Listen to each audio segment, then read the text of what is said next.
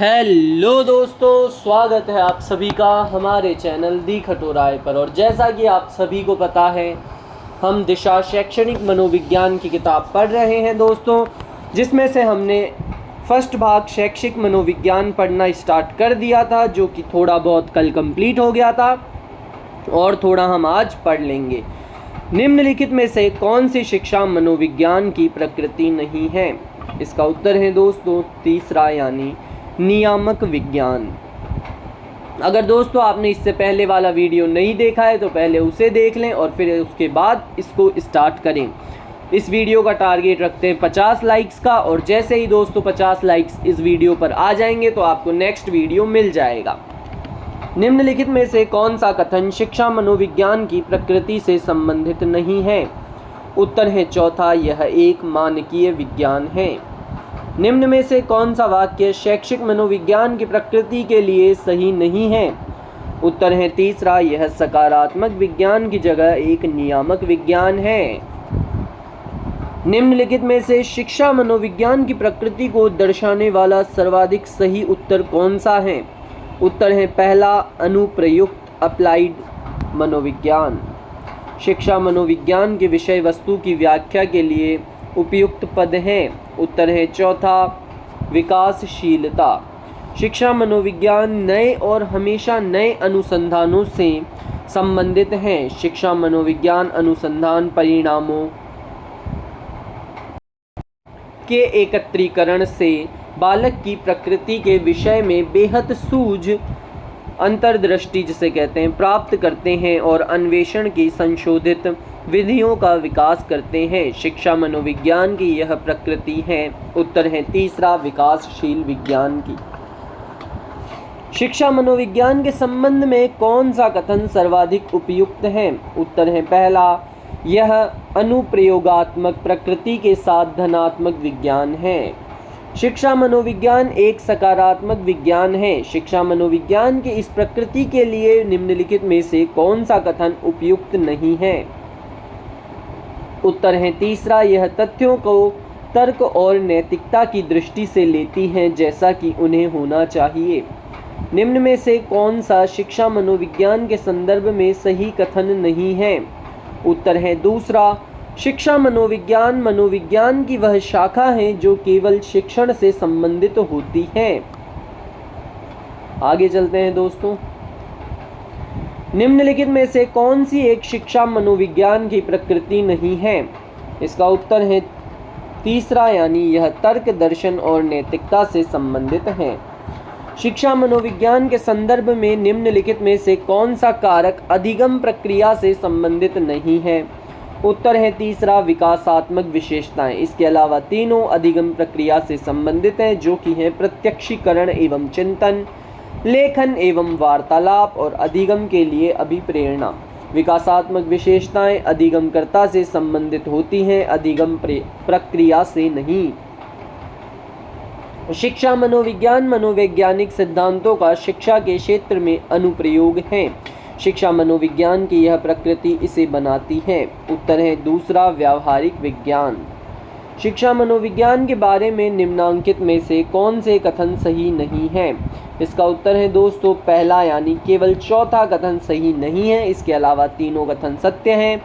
चौथा कथन है यह असंगठित है, ये कथन गलत है। इसके अलावा तीनों सही हैं। पहला है यह एक सकारात्मक विज्ञान है, यह व्यवस्थित है, यह वैज्ञानिक विधि का प्रयोग करता है। शिक्षा मनोविज्ञान एक व्यवस्थित विज्ञान है, अतः यह असंगठित नहीं हो सकता है। शिक्षा मनोविज्ञान के संदर्भ में कौन सा विकल्प गलत है? इसका उत्तर है दोस्तों तीसरा, यानी यह शुद्ध विज्ञान है। यह कथन बिल्कुल गलत है। इसके अलावा तीनों सत्य हैं। वैज्ञानिक पद्धति का उपयोग, सिद्धांत सार्वभौमिक है, कार्य कारण पर आधारित है। शिक्षा मनोविज्ञान की प्रकृति वैज्ञानिक मानी जाती है, लेकिन यह शुद्ध विज्ञान नहीं है, यह अनुप्रयुक्त विज्ञान है। शिक्षा मनोविज्ञान मनोवैज्ञानिक नियम, सिद्धांतों एवं तथ्यों का उपयोग शिक्षा के क्षेत्र में करके बालकों का सर्वांगीण विकास करता है। शिक्षा मनोविज्ञान के संदर्भ में निम्न में से कौन सा कथन सर्वाधिक उपयुक्त है? इसका उत्तर है दोस्तों चौथा, शिक्षा मनोविज्ञान शैक्षिक परिस्थितियों के मनोवैज्ञानिक आयामों का अध्ययन है। मनोविज्ञान की वह शाखा जो मुख्यतः शिक्षा की समस्याओं, प्रक्रियाओं और उत्पादों से संबंधित है। उत्तर है पहला, शैक्षिक मनोविज्ञान। निम्नलिखित में से कौन सी कसौटी शिक्षा मनोविज्ञान को विज्ञान के रूप में मानने से संबंधित नहीं है? इसका उत्तर है पहला, इसके सिद्धांतों एवं नियमों में परिवर्तन संभव नहीं है। निम्न में से कौन सा कथन असत्य है? इसका उत्तर है पहला, शिक्षा मनोविज्ञान शिक्षा संबंधी व्यापक दृष्टिकोण नहीं प्रदान करता। ये कथन बिल्कुल गलत है। इसके अलावा तीनों सही हैं।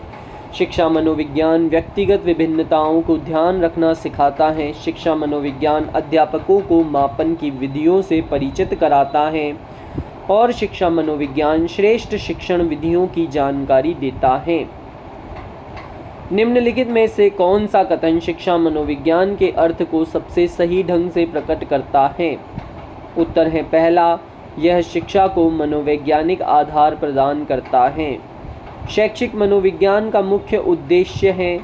उत्तर है दूसरा, बालक का सर्वांगीण विकास। शिक्षा मनोविज्ञान की प्रकृति वैज्ञानिक है क्योंकि इसका उत्तर है दोस्तों तीसरा, क्योंकि शैक्षिक वातावरण में अधिगमकर्ता के व्यवहार का वैज्ञानिक विधियों के माध्यम से अध्ययन किया जाता है। निम्न में से कौन सा कथन सही नहीं है? उत्तर है चौथा, शिक्षा मनोविज्ञान भौतिक शास्त्र या गणित की तरह एक शुद्ध विज्ञान है। यह कथन गलत है। इसके अलावा तीनों सही हैं।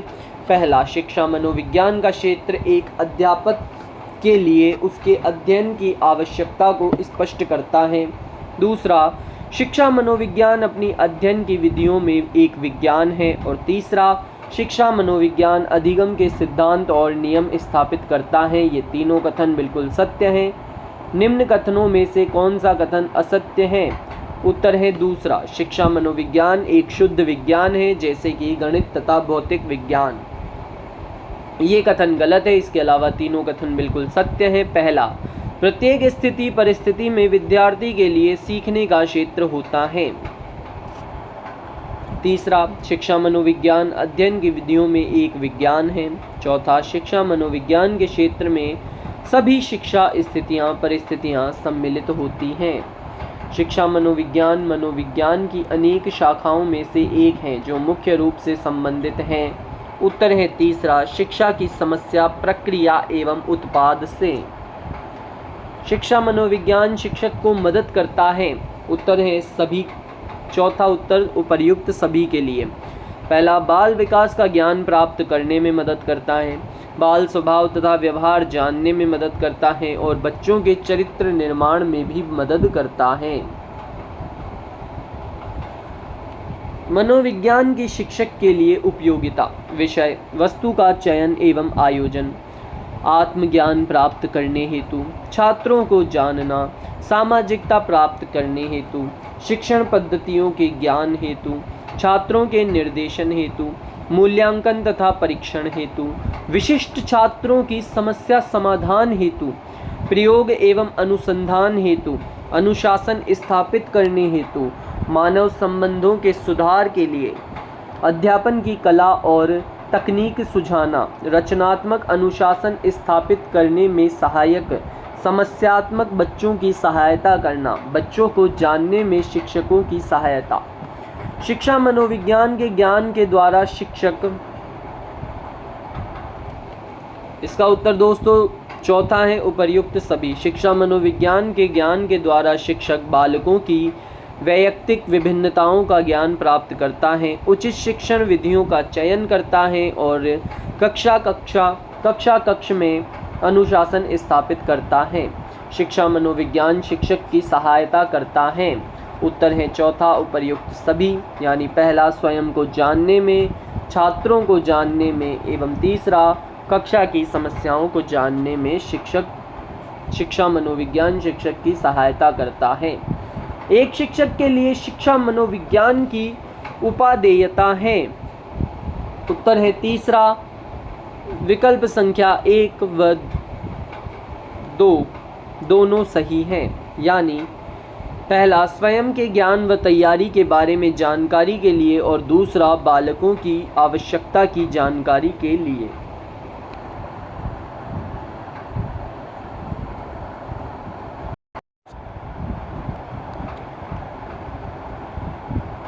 शिक्षक के लिए मनोविज्ञान की उपयोगिता जिस क्षेत्र में है वह है। उत्तर है चौथा, उपर्युक्त सभी। पहला, उचित शिक्षण विधियों के प्रयोग में, दूसरा बालकों के व्यक्तित्व के सर्वांगीण विकास में और तीसरा कक्षा की समस्याओं के समाधान में। अध्यापक के लिए शिक्षा मनोविज्ञान का ज्ञान महत्वपूर्ण है क्योंकि उत्तर है पहला, उसको शिक्षा मनोविज्ञान में निहित सिद्धांतों को अपने शिक्षण कार्य में प्रयोग करना होता है। शिक्षा मनोविज्ञान के अध्यापक के लिए निहितार्थ नीचे दिए जा रहे हैं। इसका उत्तर है चौथा, पहला, दूसरा एवं तीसरा तीनों सही हैं। पहला है बालकों की विकासात्मक विशेषता को समझना, बालकों की समूह गत्यात्मकता को समझना और शिक्षण की प्रभावी विधियों को समझना। एक शिक्षक के लिए शिक्षा मनोविज्ञान का ज्ञान आवश्यक होता है क्योंकि यह, उत्तर है चौथा, अधिगम करता तथा उसकी शारीरिक गुणों को समझने में सहायता करता है। शिक्षा मनोविज्ञान का अध्ययन शिक्षक को इसलिए करना चाहिए ताकि, उत्तर है चौथा, शिक्षण को अधिक प्रभावी बना सके। शैक्षिक मनोविज्ञान शिक्षक को मदद करता है। उत्तर है उपर्युक्त सभी। यानी पहला, स्वयं के ज्ञान तथा तैयारी में, बच्चे के चरित्र विकास में एवं उचित शिक्षण विधियों के उपयोग में। एक अध्यापक के लिए शिक्षा मनोविज्ञान का शैक्षिक निहितार्थ है। उत्तर है पहला, बालकों विद्यार्थियों को समझना। एक शिक्षक को, उत्तर है तीसरा, जब शिक्षार्थी विचारों को संप्रेषित करने की कोशिश कर रहे हों तो उन्हें ठीक नहीं करना चाहिए। शिक्षा मनोविज्ञान शिक्षक की सहायता करती है। इसका उत्तर होगा चौथा, यानी उपर्युक्त सभी। विकास की विशेषताओं को समझने में, वैयक्तिक विभिन्नताओं को समझने में एवं बालकों की समस्याओं को समझने में। अध्यापक के द्वारा शिक्षण में विद्यार्थियों की रुचि को जागृत करने व विकसित करने के लिए निम्न में से कौन सा तरीका उपयुक्त नहीं है। उत्तर है तीसरा, कक्षा में पूर्ण नीरवता को बनाए रखना। ये सही तरीका नहीं है। इसके अलावा तीनों सही हैं। पहला, उपयुक्त अध्यापन विधि का उपयोग। दूसरा, बालकों के विकास की विभिन्न अवस्थाओं में रुचियों के ज्ञान का शिक्षण में उपयोग एवं चौथा, नए विषय को पूर्व परिचित ज्ञान से जोड़ना। निम्नलिखित में से कौन सा शिक्षा मनोविज्ञान का निहितार्थ एक अध्यापक के लिए सहायक नहीं है। उत्तर है चौथा, अधिगम की अभिक्षमता बढ़ाने में। कक्षा में प्रेरणा युक्त वातावरण बनाने हेतु अध्यापक को निम्न में से कौन सा कार्य नहीं करना चाहिए। उत्तर है दूसरा, कक्षा में प्रथम आने वाले बालक की प्रशंसा करके कमजोर बालकों को और मेहनत करने के लिए प्रेरित करने का प्रयास करना। शिक्षण के समय शिक्षक को आवश्यक रूप से ध्यान में रखना है। उत्तर है दूसरा, विषय एवं शिक्षार्थी दोनों को ही। निम्नलिखित में से कौन सा कथन शिक्षा मनोविज्ञान के महत्व के संदर्भ में सही नहीं है। उत्तर है तीसरा, यह विद्यार्थियों की कमजोरियों एवं असफलताओं को नज़रअंदाज करने के लिए प्रेरित करता है। ये कथन सही नहीं है। इसके अलावा तीनों सही हैं। पहला, यह शिक्षकों में शैक्षिक समस्याओं को दूर करने के प्रति उचित मनोवृत्ति उत्पन्न करता है। दूसरा, यह अध्यापकों की विद्यार्थियों के व्यवहारों में समुचित परिवर्तन लाने में मदद करता है और चौथा, यह शिक्षकों को स्वयं को समझने में मदद करता है। शिक्षा मनोविज्ञान बालक के व्यवहार से संबंधित प्रत्येक व्यवहार को जानने व कमजोरियों को दूर करने में मदद करता है। मनोविज्ञान ने शिक्षा को बना दिया है? क्या बना दिया है? उत्तर है तीसरा, शिक्षक केंद्रित। मनोविज्ञान की शिक्षा में उपयोगिता। मनोविज्ञान की शिक्षा में उपयोगिताएं क्या क्या हैं दोस्तों, वो हम अभी पढ़ते हैं। पहला, बाल केंद्रित शिक्षा। दूसरा, शिक्षण विधियों में क्रांति। तीसरा, पाठ्यक्रम का नया रूप। चौथा, सहायक सामग्री का प्रयोग। पांचवा, अधिगम प्रक्रिया में सुधार। छठा, संपूर्ण व्यक्तित्व का विकास। सातवां, व्यक्तिगत विभिन्नताओं के अनुसार शिक्षा। आठवां, सहगामी क्रियाओं पर बल। और नौवां, विद्यार्थी शिक्षक संबंधों में बदलाव। शिक्षा मनोविज्ञान का केंद्र है। उत्तर है पहला, बालक। शिक्षा मनोविज्ञान का मुख्य केंद्र बिंदु होता है। इसका उत्तर है दोस्तों दूसरा, यानी अधिगमकर्ता एक व्यक्ति रूप में। शिक्षा में मुख्य परिवर्तन शिक्षक केंद्रित से होना है। उत्तर है पहला, छात्र केंद्रित। शिक्षा के प्रति मनोविज्ञान का सबसे महत्वपूर्ण योगदान निम्न में से कौन सा है? उत्तर है चौथा, अध्यापक द्वारा उचित शिक्षण विधियों को अपनाए जाने में सहायक होना। निम्न में से कौन सा कथन सही नहीं है? उत्तर है चौथा, शिक्षा मनोविज्ञान हमको शिक्षा के उद्देश्यों को प्राप्त करने के तरीकों के बारे में नहीं बतलाता है। प्रशिक्षणार्थियों हेतु शिक्षा मनोविज्ञान का आधारभूत कार्य है। उत्तर है तीसरा, छात्रों की समस्याओं, व्यवहार एवं आवश्यकता के प्रति अंतर्सूझ विकसित करना। निम्न में से कौन सा शिक्षा मनोविज्ञान का कार्य नहीं है? उत्तर है चौथा, असामान्य मनोविज्ञान वाले व्यक्तियों को समझना। इसके अलावा तीनों शिक्षा मनोविज्ञान के कार्य हैं। पहला, अधिगमकर्ता को जानना। दूसरा, विषय वस्तु का चयन एवं संगठन करना। और एवं तीसरा, सीखने की प्रविधियों के लिए सलाह देना। शिक्षण अधिगम में मनोविज्ञान के महत्व के संबंध में निम्नलिखित में से कौन से कथन सही हैं? उत्तर है चौथा, यानी पहला, दूसरा, तीसरा, चौथा, चारों कथन सत्य हैं। पहला है, शिक्षार्थी को जानने में सहायक। दूसरा, शिक्षक को स्वयं को जानने में सहायक। तीसरा, प्रभावी अधिगम प्रक्रिया में सहायक। एवं चौथा, शिक्षक की व्यावसायिक वृद्धि में सहायक। निम्न में से कौन से कथन शिक्षा मनोविज्ञान के महत्व के संदर्भ में सही है? उत्तर है तीसरा, यानी पहला, दूसरा, चौथा बिल्कुल सही है। पहला है, यह विद्यार्थियों के व्यवहार में उचित परिवर्तन लाने में सहायता करता है। दूसरा है, यह शिक्षकों में शैक्षिक समस्याओं को सुलझाने के प्रति सकारात्मक अभिवृत्ति विकास करता है। एवं चौथा है, यह शिक्षकों को स्वयं को समझने में मदद करता है। विद्यार्थियों हेतु शिक्षण प्रभावशाली बन सकता है यदि, इसका उत्तर है दोस्तों दूसरा, यानी विद्यार्थियों के मानसिक स्तर के अनुसार शिक्षण दिया जाए तो। शिक्षा मनोविज्ञान का महत्व है। उत्तर है चौथा, सभी विकल्प सही है। पहला, विकासात्मक विशेषताओं को समझने में, अधिगम की प्रकृति को समझने में एवं व्यक्तिगत भिन्नताओं को समझने में। निम्न में से किसमें शिक्षा मनोविज्ञान उपयोगी नहीं है? उत्तर है, पशुओं पर प्रयोग करने में शिक्षा मनोविज्ञान उपयोगी नहीं है। इसके अलावा तीनों ऑप्शंस के अंदर ये उपयोगी रहने वाला है। पहला है, बालकों में मानसिक अस्वस्थता का पता लगाने में। दूसरा, शिक्षण विधियों के चयन में। एवं तीसरा, छात्रों को अभिप्रेरित करने में। निम्नांकित में से कौन सा शिक्षा मनोविज्ञान का एक कार्य नहीं है? उत्तर है चौथा, कोई भी विकल्प सही नहीं है। शिक्षा मनोविज्ञान के संदर्भ में कौन सा कथन सही नहीं है? उत्तर है तीसरा, यह विविध अधिगमकर्ताओं के लिए उपयुक्त नहीं है। ये कथन बिल्कुल सही नहीं है। इसके अलावा तीनों कथन बिल्कुल सत्य है। पहला, यह वैज्ञानिक विधियों का उपयोग करता है। यह शिक्षक अधिगमकर्ता एवं शिक्षण प्रक्रिया से संबंधित है।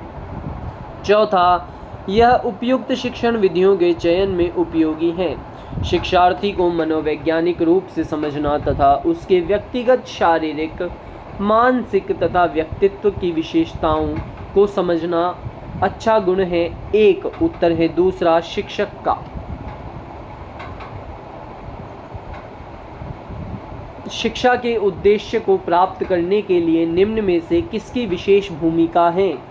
उत्तर है चौथा, उपर्युक्त सभी की, विद्यालय भवन की, खेल के मैदान की और पुस्तकालय की। शिक्षण और अधिक प्रभावी हो सकता है, जबकि उत्तर है दूसरा, अधिगमकर्ता को स्वयं करने की स्वायत्तता व नियंत्रण दिया जाए। निम्नलिखित में से कौन सा रायबर्न के अनुसार शिक्षा के 3 संबंधों में सम्मिलित नहीं है? उत्तर है तीसरा, शिक्षक और विषय से में संबंध, शिक्षक और विषय में संबंध। निम्नलिखित में से कौन सा शिक्षा मनोविज्ञान के अध्ययन की वस्तुनिष्ठ विधि नहीं है? उत्तर है तीसरा, आत्मनिरीक्षण विधि, इंट्रोस्पेक्टिव मेथड। ये नहीं है, इसके अलावा तीनों है। पहला, प्रयोगात्मक विधि, एक्सपेरिमेंटल मेथड। दूसरा, उपचारात्मक विधि, क्लिनिकल मेथड। और चौथा, निरीक्षण विधि, ऑब्जर्वेशनल मेथड। शिक्षा और मनोविज्ञान का उभयनिष्ठ लक्ष्य, कॉमन गोल क्या है? दोस्तों, इसके अंदर एक से ज़्यादा ऑप्शंस करेक्ट हैं या फिर कोई भी ऑप्शन बिल्कुल सही नहीं है। व्याख्या पढ़ने से हमें पता चल जाएगा। शिक्षा का संबंध संपूर्ण मानव जीवन से है, जबकि शिक्षा मनोविज्ञान मानव के शैक्षिक वातावरण में व्यवहार के अध्ययन तक ही सीमित है। समस्या समाधान स्थिति के बारे में संज्ञानवादी कॉग्निटिव साइकोलॉजिस्ट कहते हैं, क्या कहते हैं? उत्तर है चौथा, यह चिंतन प्रक्रिया पर आधारित है। निम्नलिखित में से समस्या समाधान को क्या विदित नहीं करता? उत्तर है तीसरा, मोर्चाबंदी एंटरटेनमेंट। परिवार बच्चे को निम्न प्रकार से शिक्षा देता है। उत्तर है दूसरा, अनौपचारिक रूप से शिक्षा देता है परिवार बच्चे को। किशोर शिक्षा में निम्न में से कौन सा उपागम सबसे उचित है? उत्तर है दूसरा, जीवन कौशल शिक्षा। निम्नलिखित में से कौन सी शिक्षा मनोविज्ञान की प्राचीनतम विधि है? उत्तर है पहला, अंतर्दर्शन विधि। शिक्षा मनोविज्ञान की प्राचीनतम विधि अंतर्दर्शन विधि को आत्मनिरीक्षण विधि भी कहते हैं। इस विधि में स्वयं के व्यवहार का अवलोकन किया जाता है। बाल मनोविज्ञान संबंधित है। उत्तर है चौथा, उपर्युक्त सभी से। पहला, विकासात्मक अवस्था से, बालक की सामाजिक अंतरक्रिया से एवं परिपक्वता एवं आनुवांशिक प्रभाव से। राष्ट्रीय शैक्षिक अनुसंधान एवं प्रशिक्षण परिषद ने बुद्धि के शिक्षण के लिए कौन सा विभाग खोला है? उत्तर है दूसरा, मनोविज्ञान विभाग। निम्नलिखित में से कौन सी समस्या शिक्षा मनोविज्ञान के क्षेत्र में आती है? उत्तर है चौथा, शैक्षिक पिछड़ापन। छात्र के असामान्य व्यवहारों के अध्ययन के लिए निम्नांकित में से किस प्रणाली का प्रयोग सही है? उत्तर है दूसरा, व्यक्ति इतिहास प्रणाली का। निम्न में से कौन सा एक वाद शिक्षा मनोविज्ञान नियम पर आधारित है? उत्तर है दूसरा, प्रकृतिवाद। आत्मनिर्भरता शिक्षा का तात्कालिक उद्देश्य होना चाहिए, यह आदर्श वाक्य है। उत्तर है तीसरा, गांधी जी का। एम सिनिंगर डी के अनुसार डैश एक शिक्षा है और इसका उद्देश्य लोगों के दृष्टिकोण और प्रथाओं को बदलना है।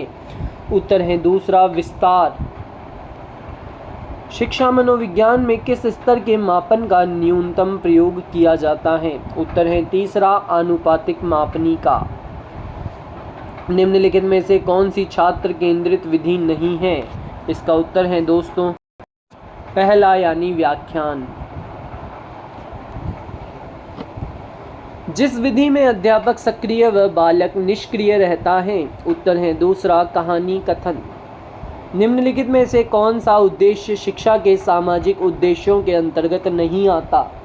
उत्तर है चौथा, संगीत अभिक्षमता का विकास। जॉन डीवी ने कहा है। उत्तर है पहला, विद्यालय एक विशिष्ट वातावरण है। शिक्षा मनोविज्ञान सहायक है। उत्तर है चौथा, संपूर्ण शैक्षिक प्रक्रिया में। आधुनिक शिक्षा मनोविज्ञान का अनुप्रयोग आधारित है। उत्तर है पहला, व्यक्तिगत विभिन्नताओं पर। निम्नलिखित में से कौन सा शिक्षा अभिकरण नहीं? उत्तर है दूसरा, संसद। शैक्षिक अवधारणा का सर्वाधिक उचित अर्थ है। उत्तर है तीसरा, शिक्षा का समन्वित रूप। कॉल रॉजस हैं। उत्तर है दूसरा मानवतावादी मनोवैज्ञानिक। शिक्षा मनोविज्ञान के बारे में निम्न में से कौन सा विकल्प सही नहीं है? उत्तर चारों कथन सत्य हैं दोस्तों इसमें। पहला, शिक्षा मनोविज्ञान के विस्तार की कोई सीमा नहीं है। दूसरा, शिक्षा मनोविज्ञान की अध्ययन विधि गुणात्मक व परिमाणात्मक दोनों है। तीसरा, शिक्षा मनोविज्ञान का दूसरा नाम विकासात्मक मनोविज्ञान है। चौथा, शिक्षा मनोविज्ञान शिक्षक को प्रतिभाशाली बालकों व मानसिक रूप से मंद बालकों दोनों को समझने में सहायक है। व्यवहार में डैश परिवर्तन वृद्धि है। उत्तर है पहला मात्रात्मक। व्याख्या, अभिवृद्धि मात्रात्मक होती है जैसे वजन, लंबाई और चौड़ाई। प्रॉक्सिमेंट तथा अल्टीमेट दो प्रकार हैं। उत्तर है पहला व्यवहार को समझने में। अध्यंकन के सिद्धांत को प्रतिपादन करने वाले वैज्ञानिक हैं। उत्तर है पहला कॉनराड लॉरेंज। अध्यंकन इम्प्रिंटिंग के सिद्धांत का प्रतिपादन 1937 में कॉनराड लॉरेंज द्वारा किया गया। इसमें प्राणी अपने विकास के संवेदनशील समय में अपने प्रतिस्थापित उद्दीपक के प्रति सामाजिक लगाव विकसित कर लेता है, वह स्थायी बन जाता है।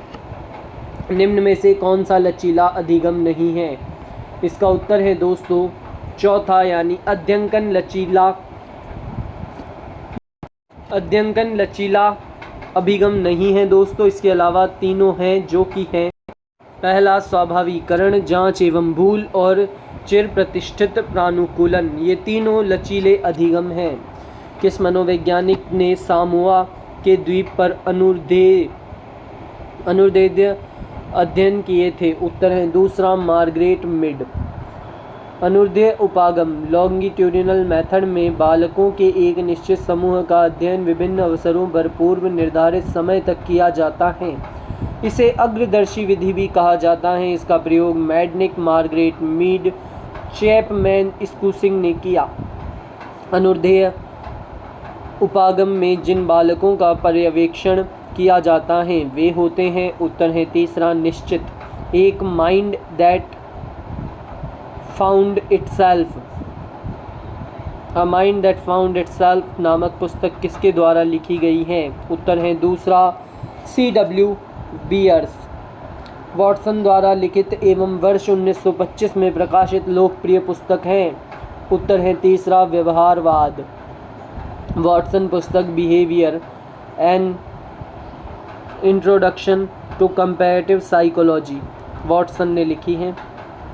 सामाजिक मनोविज्ञान जो समाजशास्त्र और मनोविज्ञान के बीच एक पुल का कार्य करता है, अपनी प्राथमिक रुचि रखता है। उत्तर है दूसरा एक व्यक्ति में। इसी के साथ दोस्तों ये वीडियो यहीं समाप्त होता है। अभी तक पहला भाग शैक्षिक मनोविज्ञान समाप्त नहीं हुआ है, क्योंकि दोस्तों पूरी बुक के अंदर ही केवल 15 टॉपिक है और वो बड़े बड़े हैं दोस्तों। तो आधे घंटे की क्लासेस के अंदर हम कंप्लीट कर देंगे और आपके जो 3rd ग्रेड का एग्ज़ाम है उससे पहले ये किताब कंप्लीट हो जाएगी। जल्दी हो जाएगी दोस्तों, ये तो 1 महीने के अंदर ही हो जाएगी। तो आप लोग सभी रोज़ वीडियोस को देखें। अगर आप एक दिन भी ड्रॉप करते हैं तो दोस्तों आप बहुत सारे बच्चों से पीछे हो जाएंगे। और जैसा कि मैंने आप सभी को टारगेट बताया था 50 लाइक्स का, तो दोस्तों लाइक अवश्य करें, कमेंट भी करें वीडियो पर कि आपको वीडियो कैसा लगा। और अगर चैनल पर नए हैं तो चैनल को सब्सक्राइब कर लें और ऐसे ही पढ़ते रहें। Tata bye bye.